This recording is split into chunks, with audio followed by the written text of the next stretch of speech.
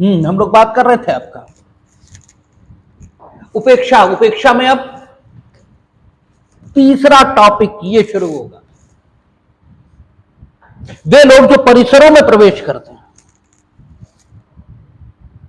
उनके प्रति उस परिसर के कब्जेदार इसका क्या कर्तव्य है। वो शब्द परिसर कहा गया है। परिसर जरूरी नहीं घर ही हो,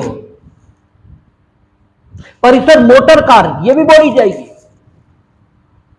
परिसर रेलगाड़ी ये भी बोली जाएगी, परिसर रेलवे स्टेशन ये भी बोला जाएगा। ये सारी जगहें परिसर हैं। कंपाउंड, अगर आप किसी कंपाउंड में प्रवेश करते हैं तो उस कंपाउंड का जो पोजीशन होल्डर है, उस कंपाउंड का जो कब्जाधारी है, उसका प्रवेश करने वाले आगंतुक विजिटर, इसके प्रति क्या कर्तव्य है, इसकी चर्चा अब शुरू होगी। कई बार आप कचहरियों में जाते हैं और वहां वकील लोग कह देते हैं अकृत्य तो हिंदुस्तान में चलता ही नहीं, जबकि आप अखबारों में रोज पढ़ेंगे कि अमुक जगह पर निर्माण कार्य चल रहा था और निर्माण कार्य करने वाले मजदूरों के ऊपर निर्माणाधीन लिंटर गिर गया और अब कब्जेदार के विरुद्ध विधिक कार्यवाही ये की जाएगी। क्यों? मजदूर कब्जेदार के कब्जे के अधीन जो परिसर है उसमें प्रवेश करने वाला व्यक्ति है, उसने विधिपूर्वक वहां प्रवेश किया है और उसके प्रति सम्यक सतर्कता, ठीक है, उस प्रकार की सतर्कता जो कब्जेदार के द्वारा परिसर में प्रवेश करने वाले व्यक्तियों के प्रति कब्जेदार के द्वारा बरती जानी चाहिए थी, नहीं बरती गई है।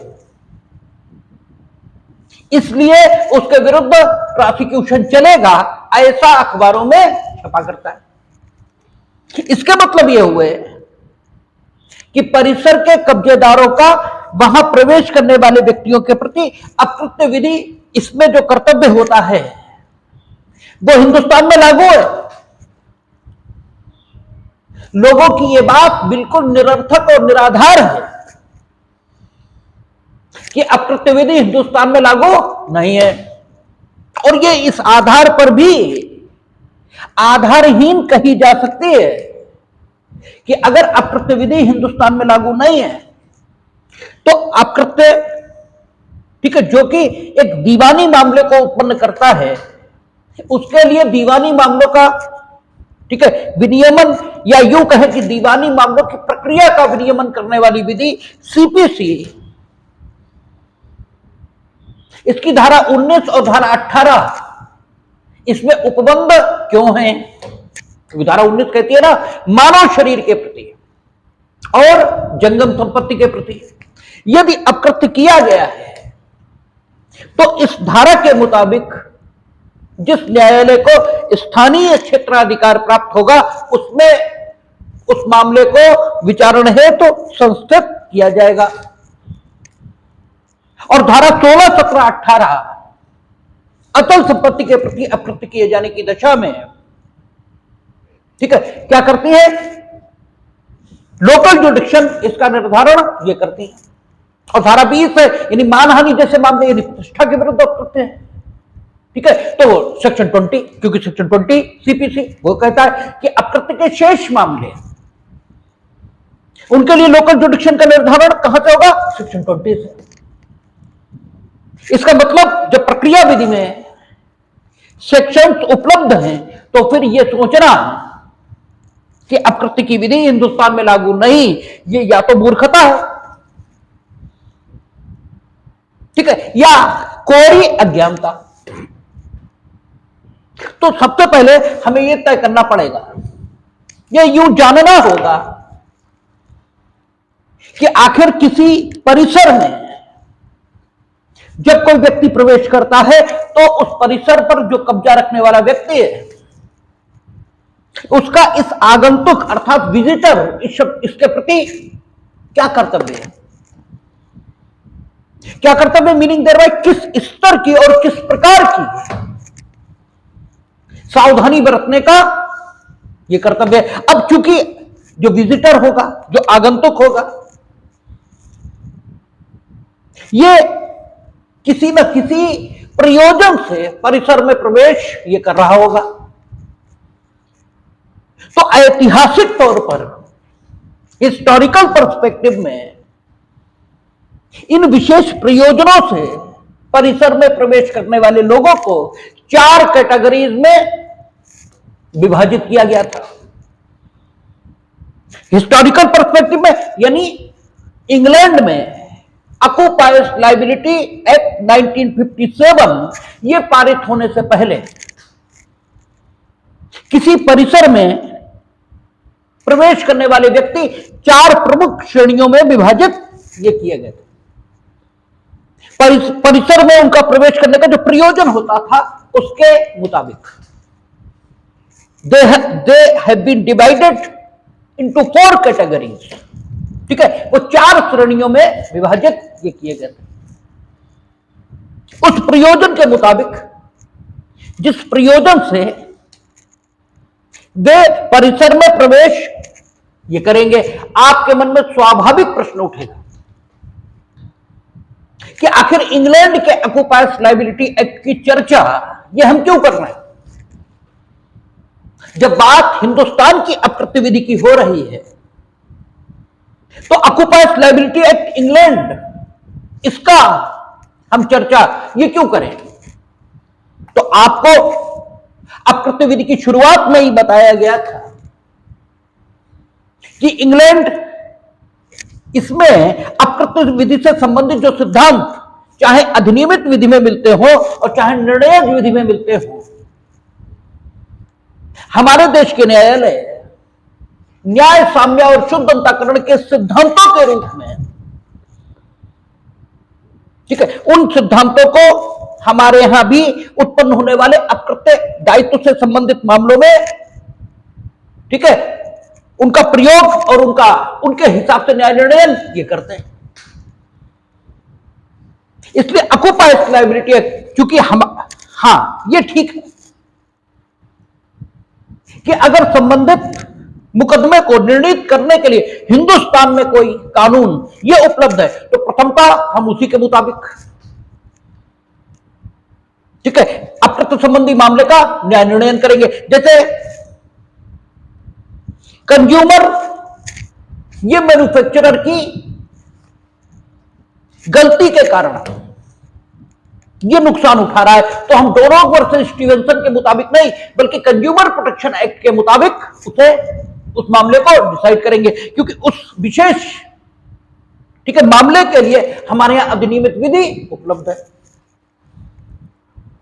और अगर न उपलब्ध होती तो इंग्लैंड के नियम भी हमारे यहां न्याय, साम्य और शुद्ध अंतःकरण के सिद्धांतों के रूप में लागू हो गए होते, क्योंकि ऑक्युपायर्स लायबिलिटी एक्ट ये परिसर में प्रवेश करने वाले जो लोग हैं उनके प्रति कब्जाधारी इसके कर्तव्य का निर्धारण करता है, और तत्समान कोई अधिनियम हिंदुस्तान में निर्मित नहीं है। इसलिए हम ऑक्युपायर्स लायबिलिटी एक्ट जो इंग्लैंड का है उसका अनुसरण, ठीक है, परिसर में प्रवेश करने वाले व्यक्तियों से उत्पन्न मामलों में ये करते हैं। ये अलग बात है कि ऑक्युपायर्स लायबिलिटी एक्ट के मुताबिक सुप्रीम कोर्ट और हाई कोर्ट ने बहुत सारे मामले हिंदुस्तान के संदर्भों में न्याय निर्णीत कर दिए हैं, ठीक है, यानी ऑक्युपायर्स लायबिलिटी एक्ट को न्याय, साम्य और शुद्ध अंतःकरण का सिद्धांत मानते हुए हिंदुस्तान में हमारे उच्चतम और उच्च न्यायालयों ने बहुत सारे मामले निर्णीत कर दिए।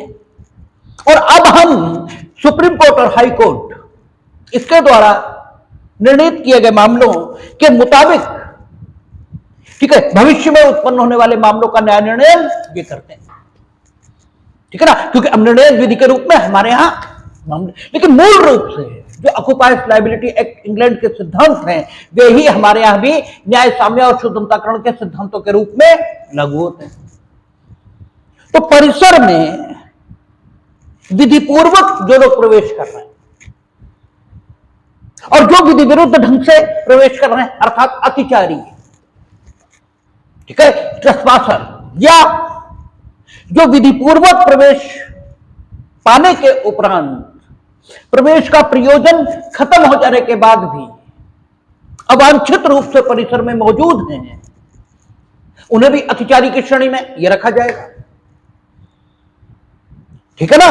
तो इनके प्रति परिसर के कब्जेदार का क्या कर्तव्य है, इसका निर्धारण इंग्लैंड के ऑक्युपायर्स लायबिलिटी एक्ट उसके प्रावधानों के मुताबिक ये किया जाता है। लेकिन ऑक्युपायर्स लायबिलिटी एक्ट जो इंग्लैंड का है वो भी 1957 में आया। वो किसके सिफारिश पर? लॉ रिफॉर्म कमेटी 1952, इसकी सिफारिशों के आधार पर इंग्लैंड में 1957 का ऑक्युपायर्स लायबिलिटी एक्ट ये पारित हुआ।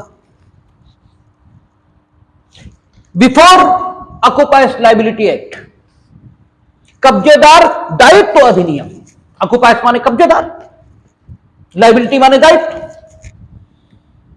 और एक्ट माने अधिनियम। कब्जेदार दायित्व अधिनियम 1957 के पारित होने के पूर्व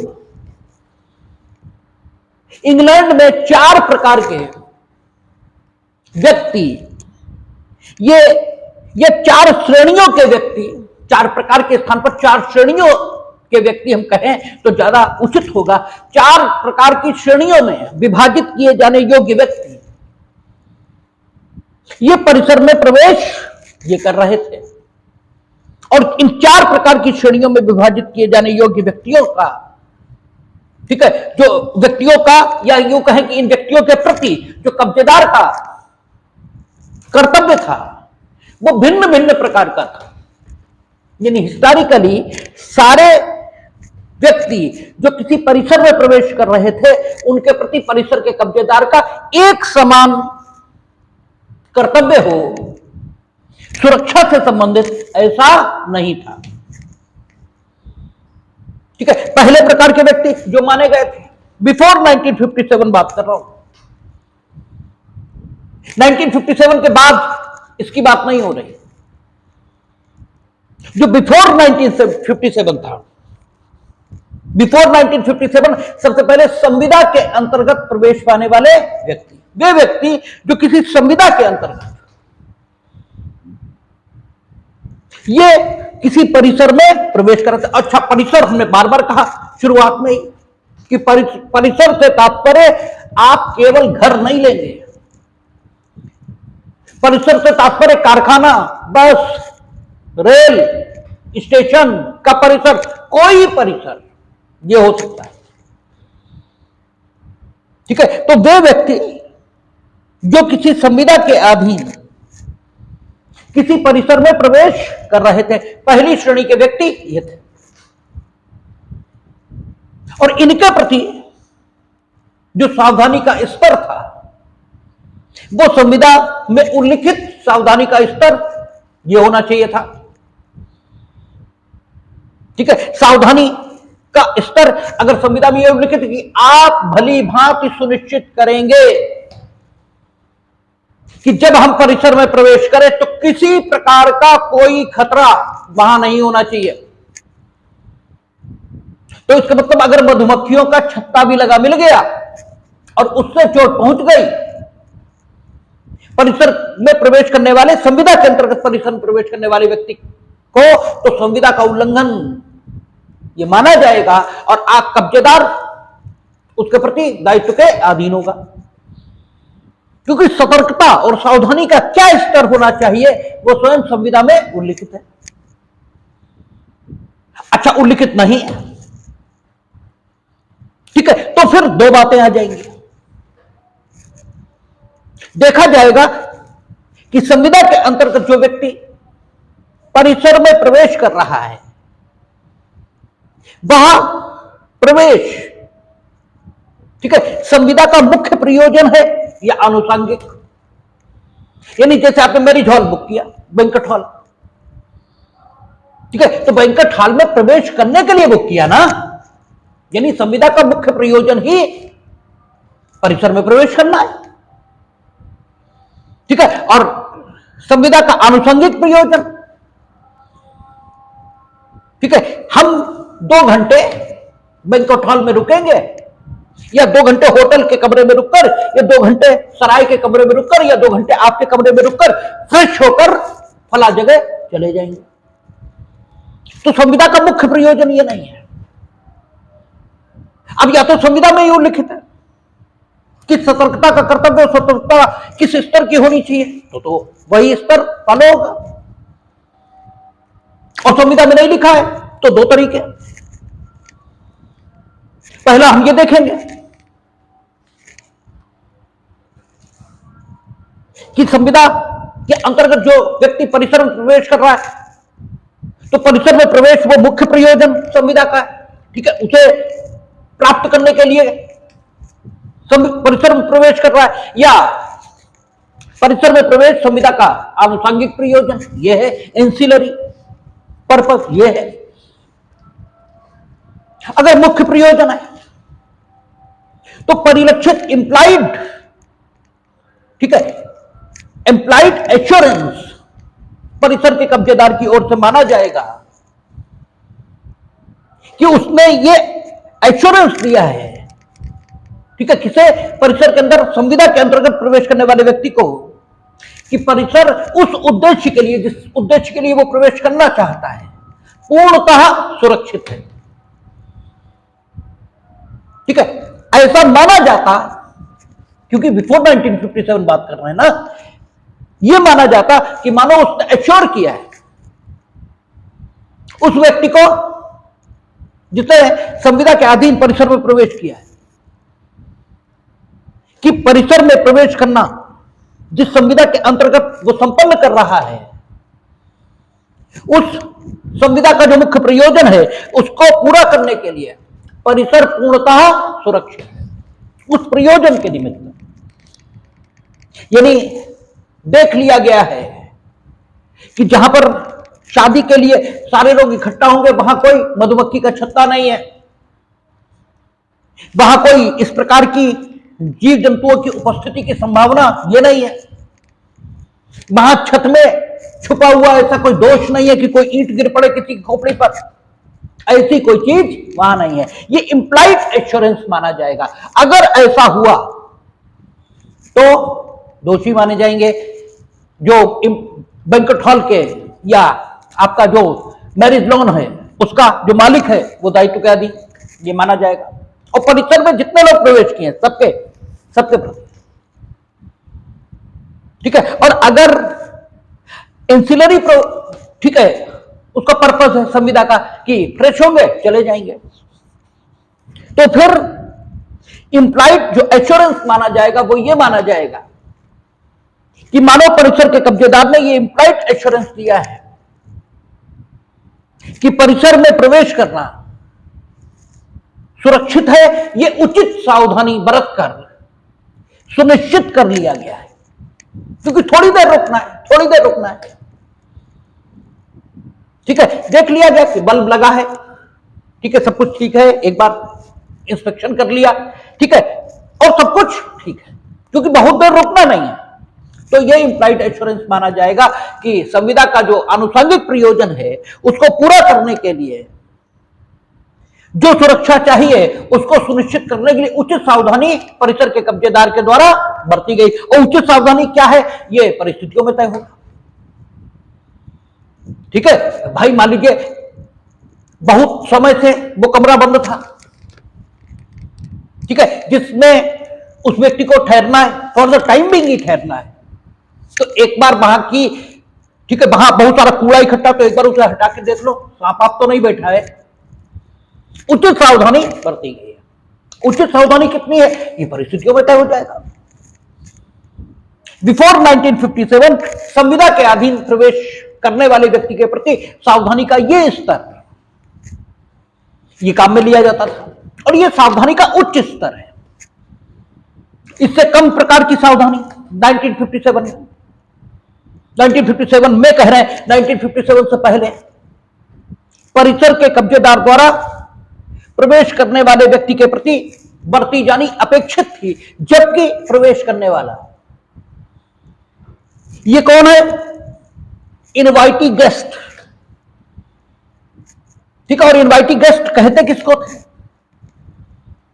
इनवाइटिंग गेस्ट उस आदमी को कहते थे, आमंत्रित अतिथि, जो अपने और कब्जेदार दोनों के हित के, ठीक है, दोनों के हित में परिसर में प्रवेश ये करता था। जैसे दुकान में ग्राहक का घुसना, ठीक है, ग्राहक उसका भी हित है दुकान में घुसने में, और दुकानदार उसका भी हित है, दोनों का सामान्य हित है। ठीक है, तो ये जो आमंत्रित अतिथि है, इसके प्रति परिसर के कब्जेदार, यानी एक ऑब्जेक्टिव टेस्ट, एक ऑब्जेक्टिव स्टैंडर्ड ये आपको 1957 से पहले उपलब्ध था कि इनवाइटिंग गेस्ट किसे मानेंगे? उस व्यक्ति को मानेंगे जो अपने और कब्जेदार के सामान्य लाभ के लिए परिसर में प्रवेश ये कर रहा है। और इसके प्रति जो सावधानी का स्तर था वो ये माना गया था कि आप परिसर में जो खतरे मौजूद हैं और जिनके अकस्मात उत्पन्न हो जाने की संभावना है, दोनों के बारे में इसे सूचित करें। जैसे परिसर में कुत्ता है तो बाहर लिख के लगाओ, कुत्ते से सावधान, उसे बताओ कि भैया बाहर ही रुको, कुत्ता खुला हुआ है, जरा मान लें। ठीक है, क्योंकि यह ऐसा खतरा है जो किसी भी समय वहां उत्पन्न हो जाएगा। ठीक है ना, तो परिसर में मौजूद ऐसे खतरे जो वहां हैं या जिनके उत्पन्न हो जाने की संभावना है, कहते जरा देख क्या ना वहां पे, ठीक है, एक सीढ़ी थोड़ी उखड़ी हुई है, देख के चढ़ना। ठीक है, तो ये आपका कर्तव्य, आपका यानी परिसर के कब्जेदार का कर्तव्य था उस व्यक्ति के प्रति जो आमंत्रित अतिथि की भांति, इनवाइटिंग गेस्ट की भांति अपने और उसके दोनों के सामान्य लाभ के लिए परिसर में प्रवेश ये कर रहा है। तीसरे प्रकार के लोग वे माने गए थे जिन्हें लाइसेंसी कहा गया। ठीक है, लाइसेंसी किसको कहा गया? जो आपकी एक्सप्रेस या इंप्लाइड, व्यक्त या अव्यक्त अनुज्ञा के आधार पर, अनुज्ञा यानी परमिशन, जो आपके द्वारा दी गई व्यक्त या अव्यक्त अनुज्ञा यानी परमिशन के आधार पर आपके घर में या आपके परिसर में प्रवेश कर रहा है। ठीक है, अपने हित में प्रवेश कर रहा है, लेकिन आपकी एक्सप्रेस या इंप्लाइड अथॉरिटी ये उसे मिली हुई है परमिशन के रूप में, अपने हित में। जैसे पुताई करने वाला आपके घर में आ रहा है तो अपने हित में आ रहा है ना। आपने किसी को डिनर पर बुलाया तो बताए, डिनर पे आपने बुलाया तो क्या जबरदस्ती पकड़ के थोड़ी मंगवाया है? डिनर पे आ रहा है तो अपने हित में आ रहा ना, खाना तो वही खाएगा। ठीक है, तो इसके प्रति जो सावधानी का कर्तव्य था वो परिसर के कब्जेदार का क्या था कि ये उन गुप्त खतरों से और उन खतरों से जो इसकी जानकारी में, उन गुप्त खतरों से, ठीक है, जो इसकी जानकारी में है, और ऐसे खतरे जो खुले में है और इसकी जानकारी में, दोनों के बारे में इसे सावधान कर दे। ठीक है, गुप्त खतरे और दोनों ये बताएं, ये इसका कर्तव्य था बिफोर 1957। और वे व्यक्ति जो अतिचारी की श्रेणी में थे, यानी जो अवांछित तौर पर परिसर में प्रवेश कर गए थे या परिसर में विधिपूर्वक प्रवेश करने के बाद उन्हें दिए गए निर्देशों के विपरीत उन स्थानों पर गए थे जहां उन्हें जाने की मनाही थी। ठीक है ना, या निर्देशों का उल्लंघन करके उन्होंने कोई ऐसा काम कर दिया था जिसके कारण से वे अतिचारी की स्थिति में आ गए। इनके प्रति परिसर के कब्जेदार का कोई दायित्व ये नहीं था, ये कोई दायित्व नहीं था। बस इतना दायित्व जरूर था कि अपनी लापरवाही से ये जानबूझकर उनके लिए कोई खतरा ये पैदा न करे।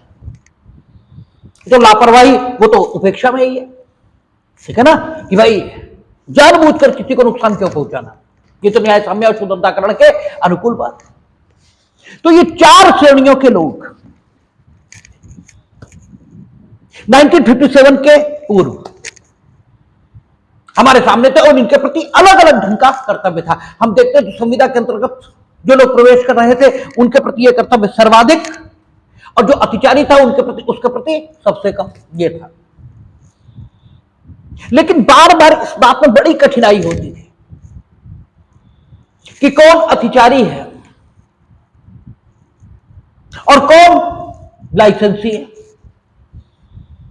क्योंकि लाइसेंस एक्सप्रेस है तब तो ठीक है, अभिव्यक्त रूप से लाइसेंस दिया गया तब तो ठीक है, और इंप्लाइड लाइसेंस है, यानी आपके आचरण से यह माना जा रहा है कि आगंतुक लाइसेंसी था। इसे निर्धारित करने में बड़ी कठिनाई होती थी। वो इनवाइटी गेस्ट है या लाइसेंसी है, इसे भी निर्धारित करने में बड़ी कठिनाई होती थी। इसलिए 1952 में लॉ रिफॉर्म कमेटी इसने सिफारिश की और इंग्लैंड की पार्लियामेंट ने ऑक्यूपायर्स लायबिलिटी एक्ट 1957 यह पारित कर दिया, और परिसर में प्रवेश करने वालों की 3 श्रेणियों, ठीक है, 3 श्रेणियों को मान्यता ये देनी। संविदा के अंतर्गत प्रवेश करने वाले वो तो है ही है,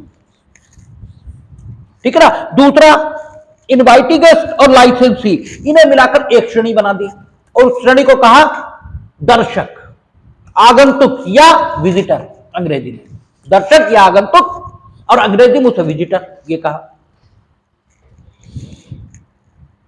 और तीसरी श्रेणी अतिचारी, ठीक है, ये निर्धारण 1957 में ये कर दिया गया।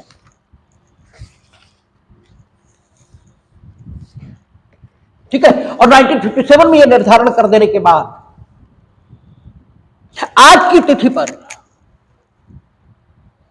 जो परिसर के कब्जेदार की जिम्मेदारी उसमें प्रवेश करने वाले व्यक्ति के प्रति निर्धारित की जाती है, वो इंग्लैंड में ऑक्यूपायर्स लायबिलिटी एक्ट इसके मुताबिक, और ऑक्यूपायर्स लायबिलिटी एक्ट के जो सिद्धांत न्याय साम्य और शुद्धताकरण के सिद्धांतों के अनुकूल पाए गए उनके मुताबिक हिंदुस्तान में भी, यानी हिंदुस्तान में भी जो ऑक्यूपायर्स लायबिलिटी एक्ट इंग्लैंड है उसके मुताबिक ही परिसर में प्रवेश करने वाले व्यक्तियों के प्रति परिसर के कब्जेदार का दायित्व तो यह निर्धारित किया जाता है। अब परिसर इसमें प्रवेश करने वालों इनकी जो श्रेणियां थी, इनमें इन्होंने क्या किया, इनवाइटी गेस्ट और लाइसेंसी इसे मिला दिया और इसकी जगह एक नया शब्द लाए, दर्शक या आगंतुक, ठीक है, अंग्रेजी में जिसे विजिटर ये कहा गया। ऐसे ही सुधार ऑस्ट्रेलिया, इंग्लैंड, न्यूजीलैंड सब जगह, इंग्लैंड में तो हुए, ठीक है, सब जगह इस प्रकार के सुधार ये किए गए। हिंदुस्तान में अभी तक ऑक्यूपायर्स लायबिलिटी एक्ट जैसा कोई अधिनियम अस्तित्व में नहीं है। इसलिए हमारे यहां उन्हीं न्याय साम्य शुद्धताकरण के रूप में इंग्लैंड का अधिनियम, ठीक है, हमारे न्याय साम्य शुद्धताकरण यानी भारतीय परिस्थितियों में इंग्लैंड का जो ऑक्यूपायर्स लायबिलिटी एक्ट है वो, न्यूजीलैंड का जो ऑक्यूपायर्स लायबिलिटी एक्ट है वो, या कनाडा या दुनिया के विभिन्न देशों में जिस देश का ऑक्यूपायर्स लायबिलिटी एक्ट हिंदुस्तान की परिस्थितियों में सर्वाधिक उपयुक्त ये हम पाएंगे, यानी न्याय साम्य और शुद्धताकरण के सिद्धांतों के मुताबिक हिंदुस्तान में प्रयोग होने योग्य सर्वाधिक पाएंगे, उसी को हम लागू करेंगे। ठीक है ना। अब सिर्फ दर्शक ये आ गया और इसके प्रति जो सावधानी बरतने का कर्तव्य है, वह सावधानी बरतने का कर्तव्य क्या है, इसकी व्याख्या कहां हुई है, ऑक्यूपायर्स लायबिलिटी एक्ट की धारा 2 में क्या है, अभी चर्चा करेंगे, ठीक है ना, अभी उसे देखेंगे। लेकिन आज भी जो अतिचारी की स्थिति थी उसमें बहुत सुधार नहीं हुआ। आज का मतलब 1957 का जो अधिनियम आया उसमें भी अतिचारी की स्थिति में बहुत सुधार नहीं आया, ठीक है। लेकिन जो मानवता की भावनाएं हैं इनका लगातार वर्ल्ड वाइड स्तर पर विकास हुआ, ठीक है। जो ह्यूमैनिटेरियन टेंडेंसीज हैं, ठीक है, उनका विकास ये हुआ है, क्योंकि मानव के विकास के साथ साथ मानवता का विकास ये भी हुआ है।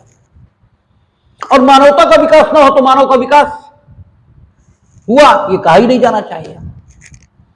तो आज की स्थिति में जो अतिचारी के प्रति दायित्व है परिसर के कब्जेदार का, उसे सुनिश्चित करने के लिए 1957 का जो ऑक्युपायर्स लायबिलिटी एक्ट है उसमें संशोधन ये किया गया।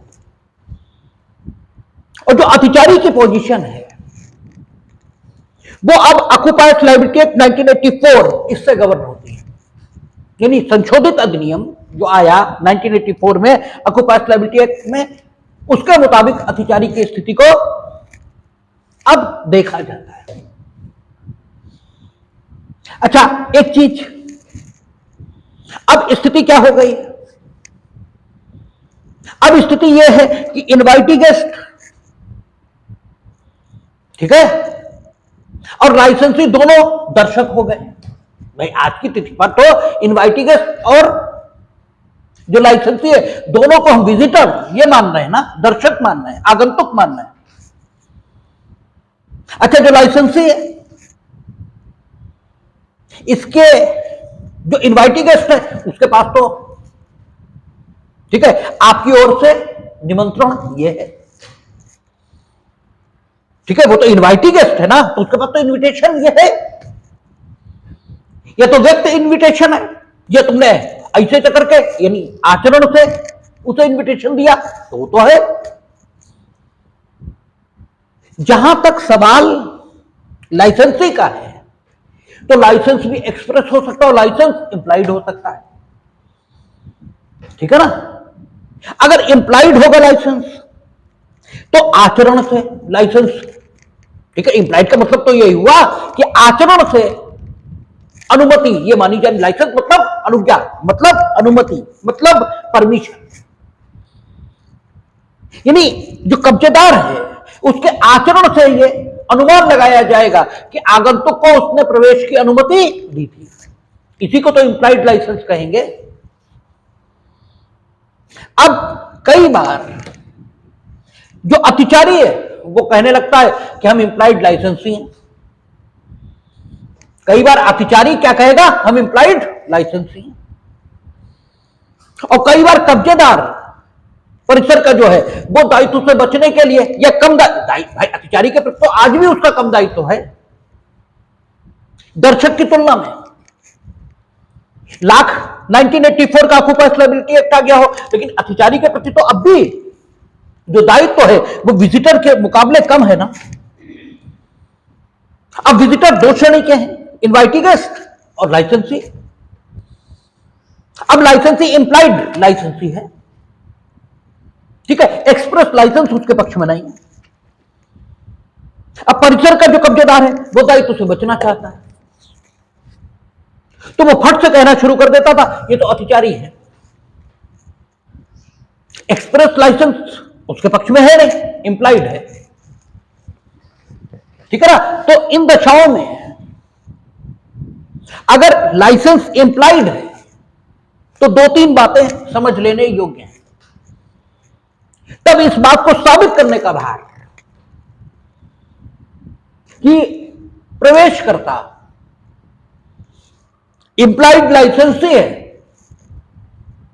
ट्रेसपासर यानी अतिचारी नहीं है, यह स्वयं प्रवेशकर्ता पर होगा। इस तथ्य को प्रवेशकर्ता को ही सिद्ध करना होगा, ठीक है ना, क्योंकि आप लाभ लेना चाहते हैं ना। भाई इंप्लाइड लाइसेंसी अगर आप हैं तो आपकी स्थिति कानून में अच्छी मानी जाएगी। अगर आप ट्रेसपासर है तो कानून में उतनी बेहतर स्थिति आपकी नहीं होगी। तो इस तथ्य को सिद्ध करने का भार कि संबंधित व्यक्ति इंप्लाइड लाइसेंसी है यह स्वयं प्रवेशकर्ता पर ही होगा, पहली बात। दूसरी बात कि अगर इंप्लाइड लाइसेंसी जो अपने को कह रहा है वो प्रवेशकर्ता वाकई कब्जेदार से बातचीत करने के प्रयोजन से परिसर में प्रवेश किया है, ठीक है, बातचीत करने के लिए वो आया, ठीक है, तो उसे अच्छा मे आई कम इन सर भी तो यहां पर आकर कहेगा, कमरे के दरवाजे पर आकर कहेगा, ठीक है ना। तो परिसर में प्रवेश तो वो पहले ही कर चुका है, ठीक है, और उस समय उसे कोई अनुज्ञा किसी से मिली नहीं थी, तो क्या उसे अतिचारी माना जाए, ठीक है। और चूंकि उसने कमरे पर आकर ये कहा है मे आई कम इन सर,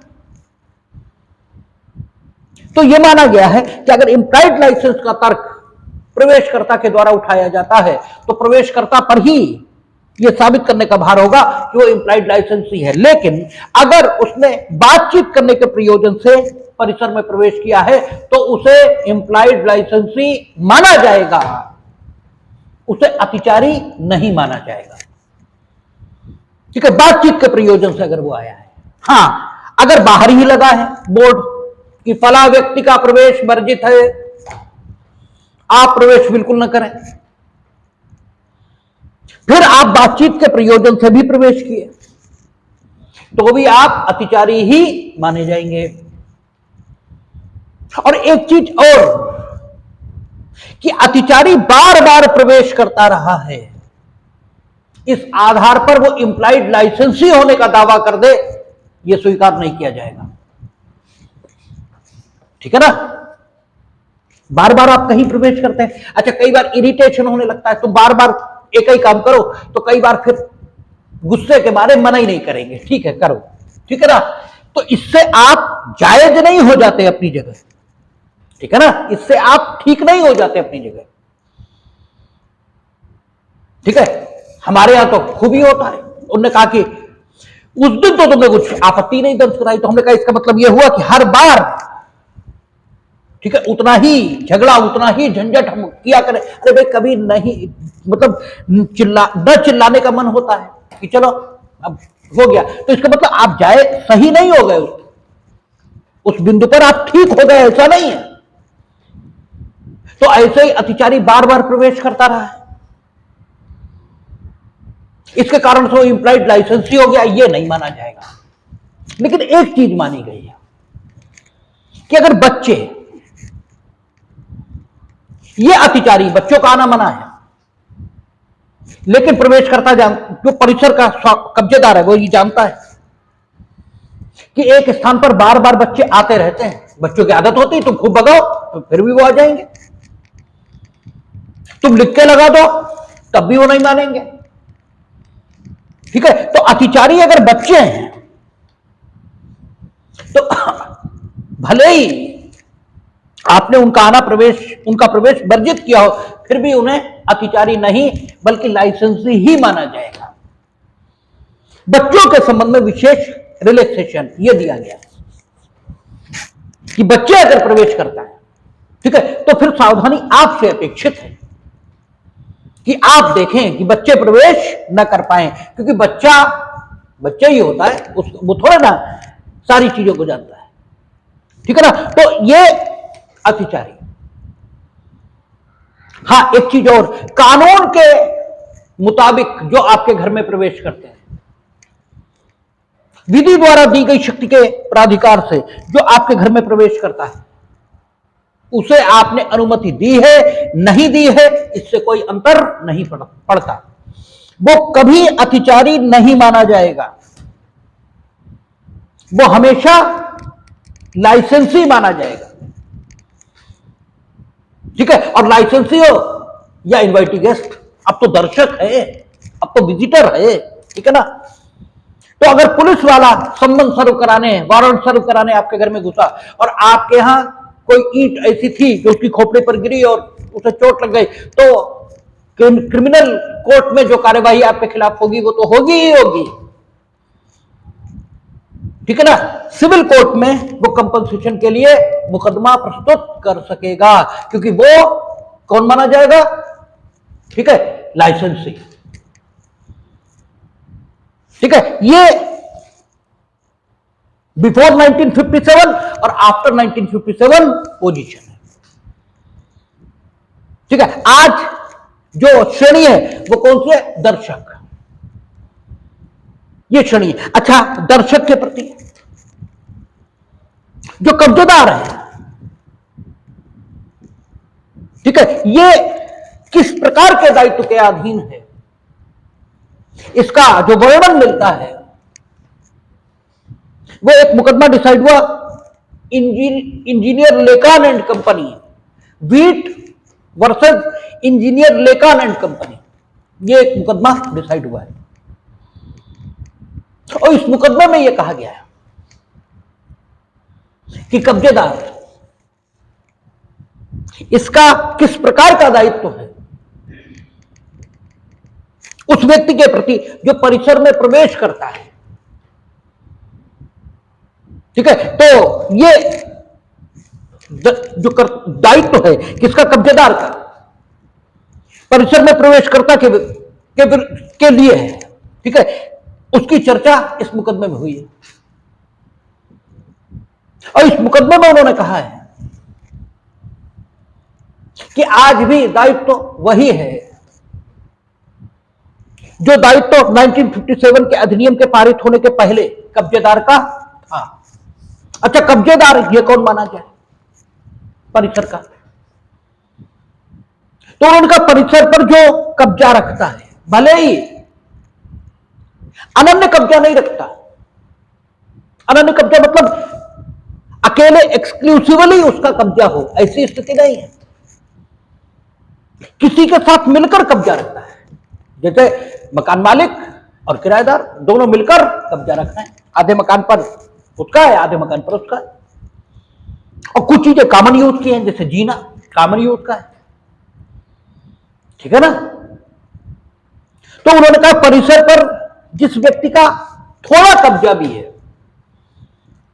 भले ही उसका एक्सक्लूसिव कब्जा नहीं है, लेकिन अगर उसके कब्जे के कारण, उसके कब्जे के कारण मतलब उसके कब्जे में जो परिसर है उसमें विद्यमान किसी कमी के कारण किसी आगंतुक को चोट लगती है या उसे किसी प्रकार की क्षति ये उठानी पड़ती है, तो ये कब्जेदार उसके प्रति दायित्व के अधीन होगा, भले ही इसका एक्सक्लूसिव कब्जा नहीं।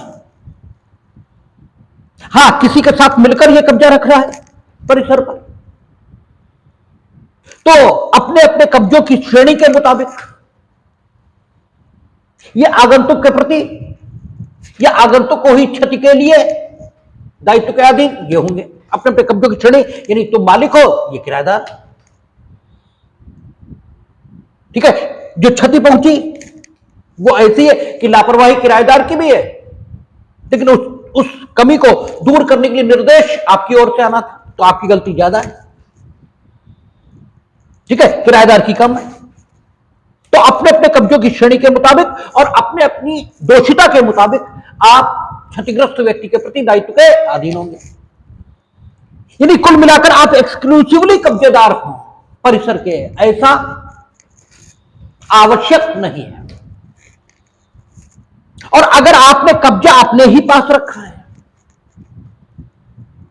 केवल किसी को लाइसेंस दे दिया, लाइसेंस में क्या होता है? परमिशन। हमने आपसे चर्चा की थी कि लाइसेंस कहां मिलता है? सेक्शन 52 इंडियन ईजमेंट एक्ट, उसकी धारा 52, उसमें लाइसेंस आप देते हैं।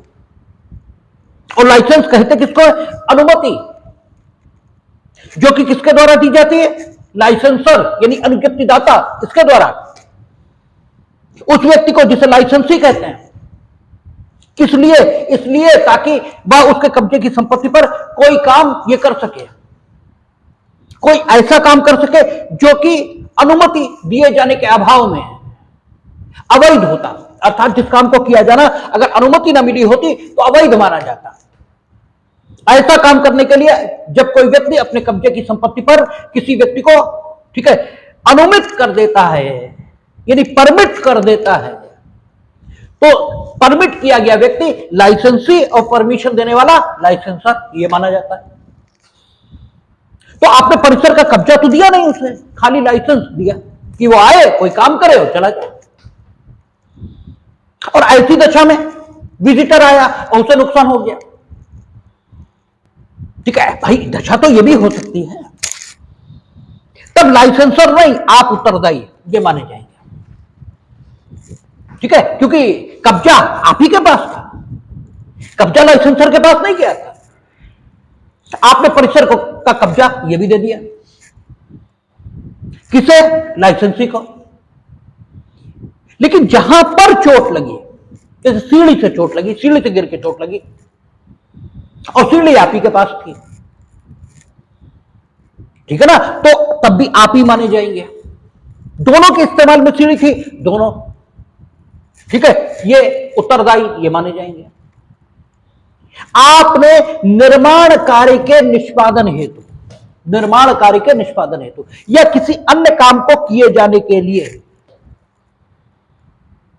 ठीक है, अक्सर निर्माण कार्य के निष्पादन हेतु, ठीक है ना, यानी कंस्ट्रक्टिव वर्क्स के को परफॉर्म किए जाने के लिए आप अपना मकान बनवाते हैं, किसे? मिस्त्री मजदूरों को कर दिया और चले आए। अक्सर करके आप यही तो करते हैं। निर्माण कार्य के निष्पादन हेतु या फिर किसी अन्य काम के निष्पादन हेतु अगर आपने परिसर का कब्जा मुक्त ठेकेदार को दे दिया, ये भी तो हो सकता है, और फिर परिसर में कोई प्रवेश कर रहा है, ठीक है, तो मुक्त ठेकेदार केवल उसके द्वारा जो गतिविधि चलाई जा रही है निर्माण संबंधी, ठीक है ना, मुक्त ठेकेदार जो गतिविधि चला रहा है निर्माण संबंधी या अन्य काम को करने के लिए जो गतिविधि वो कर रहा है, उससे अगर नुकसान होता है प्रवेशकर्ता को तो दायी होगा। परिसर में प्रवेश करने के कारण, ठीक है, अगर उसे कोई नुकसान होता है तो आप ही दायी होंगे। वहां एक बिल्ली, एक कुत्ता ठीक है बैठा रहता था, प्रवेश किया, कुत्ते ने फौरन उसके काट लिया, ठीक है, मुक्त ठेकेदार तो गतिविधि चला रहा था ना, गतिविधि जो चल रही उससे नुकसान हो रहा है तो मुक्त ठेकेदार दायी, और तब उपेक्षा का सामान्य कर्तव्य वो लागू किया जाएगा कि लापरवाही न बरतने का आपका कर्तव्य था उसके प्रति, ठीक है, जो डोनोव वर्सेस स्टीवेंसन की परिभाषा में आपका पड़ोसी कहा जा सकता है और आपके काम से जिसे पूर्वानुमानित प्रकार की क्षति हो जाने की संभावना थी उसके प्रति सावधानी बरतने का आपका कर्तव्य था, वो उल्लंघन आपने किया है, इसलिए आपको क्षतिपूर्ति देनी होगी। किसे? मुक्त ठेकेदार को। लेकिन परिसर में प्रवेश करने के कारण अगर उसे कोई नुकसान हो गया तो परिसर का कब्जेदार यही दायित्व के अधीन होगा। अब यह भी हो सकता है आपने परिसर का कब्जा यह भी मुक्त ठेकेदार को दे दिया हो, यह भी तो हो सकता है, ठीक है ना, फिर किसका दायित्व होगा? तो इस संबंध में यह निर्णित हुआ है कि अगर आपने मुक्त ठेकेदार को कब्जा भी दे दिया तो फिर यह देखा जाएगा कि आपने सक्षम ठेकेदार नियोजित किया था या नहीं। भाई आपने सक्षम ठेकेदार नियोजित करना चाहिए था आपको, अगर आपने सक्षम ठेकेदार नियोजित नहीं किया तो तब भी आप ही दायी, और अगर आपने सक्षम ठेकेदार नियोजित भी किया था लेकिन अगर वादी ने यह साबित कर दिया कि आपके पास यह आशंका करने का आधार था कि मुक्त ठेकेदार असुरक्षित ढंग से गतिविधियां वहां चला रहा है, असुरक्षित ढंग से काम कर रहा है, आपके पास आशंका करने का भी आधार था, विश्वास करने का कारण यह जानकारी के साधन आपको उपलब्ध थे, ये तो बहुत बड़ी बात हो गई। अगर आपके पास आशंका करने का भी आधार था कि मुक्त ठेकेदार वहां ठीक प्रकार से काम नहीं कर रहा है और इस ऐसी दशा में अगर कोई परिसर में प्रवेश करता है और वहां उसे नुकसान होता है तो इस तथ्य के बावजूद कि आपने कब्जा मुक्त ठेकेदार को दे दिया, आप ही दायी होंगे परिसर के कब्जेदार के तौर पे। इसीलिए आप देखते हैं उनका मकान तो ठेके पर बनना था, ठीक है ना, अखबारों में एक बार छपा था स्कूल की बिल्डिंग गिर गई, जो अंडर कंस्ट्रक्शन स्कूल था उसकी बिल्डिंग गिरी, इंजीनियर्स बनवाने के लिए लगाए गए थे, फिर भी मालिक पर मुकदमा आ गया। मालिक यानी परिसर के कब्जेदार पे। क्यों? क्योंकि आप आप साबित करो सक्षम ठेकेदार थे, हमने कब्जा इनको दे दिया था और हमारे पास यह आशंका करने का कोई आधार नहीं था, मेरे पास ऐसी जानकारी कोई साधन नहीं था कि असुरक्षित ढंग से काम कर रहे हैं, तब बचोगे। यानी परिसर के कब्जेदार का, ठीक है, आगंतुक से संबंध एक विशेष प्रकार का दर्शक का संबंध होने के कारण, ठीक है ना, उसकी सुरक्षा में किसी प्रकार की चूक ये न बरते जाने का विशेष प्रकार का कर्तव्य। और ये कर्तव्य किसने पैदा किया? ऑक्युपायर्स लायबिलिटी एक्ट उसने पैदा किया। और चूक न करने का अर्थात कर्तव्य करने का कर्तव्य, हमने आपको शुरुआत में जब उपेक्षा शुरू की थी तभी कहा कि कुछ विशेष संबंध स्थापित होने पर ही होता है, अन्यथा, ठीक है, सकारात्मक कृत्य करने का कर्तव्य नहीं होता, लापरवाही न बरतने का कर्तव्य ये होता है, ठीक है ना। लेकिन यहां विशेष प्रकार का संबंध है, ठीक है। Wheat versus engineer Lacon and company, इसके तथ्य क्या है? जो परिसर है ये शराब फैक्ट्री है, ठीक है, शराब बनाने की फैक्ट्री है, और जो लेकान एंड कंपनी है ये मालिक है, ठीक है ना। और फैक्ट्री का जो ग्राउंड फ्लोर है इस पर एक जनता आवास यानी पब्लिक के, ठीक है, पब्लिक के रुकने के लिए रेजिडेंशियल बिल्डिंग, ठीक है, ये चलाई जा रही थी। एक जनता आवास ये चलाया जा रहा था, पब्लिक के लिए गेस्ट हाउस, इसका संचालन ये किया जा रहा था। गेस्ट हाउस का संचालन ये कौन कर रहा था?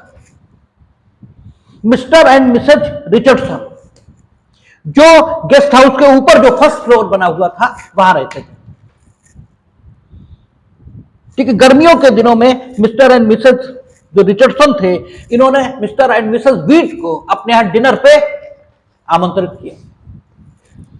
ये आए, अब परिसर में प्रवेश पा लिया इन्होंने। परिसर का मालिक कौन है? Lacon and company. Mister and missus Richardson कौन है? लाइसेंसी। क्यों?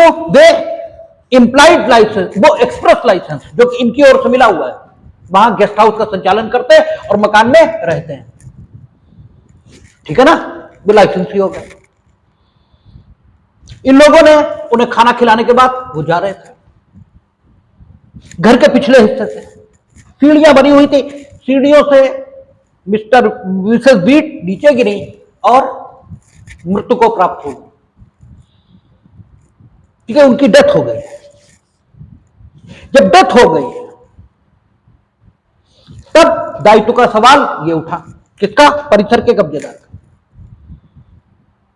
ठीक है। कौन दायित्व के अधीन है? मिस्टर एंड मिसेज रिचर्डसन और या, ठीक है, ये जो शराब बनाने वाली फैक्ट्री है लेकान एंड कंपनी, है जो दुर्घटना का तात्कालिक कारण था वो ये कारण था कि जो रेलिंग थी जिसको पकड़ के नीचे उतरा जाता था वो जमीन तक नहीं आई थी, बीच में ही खत्म हो गई थी, छोटी रेलिंग लगाई थी और सीढ़ियों पर अंधेरा था, ऊपर किसी ने बल्ब ये भी निकाल लिया था।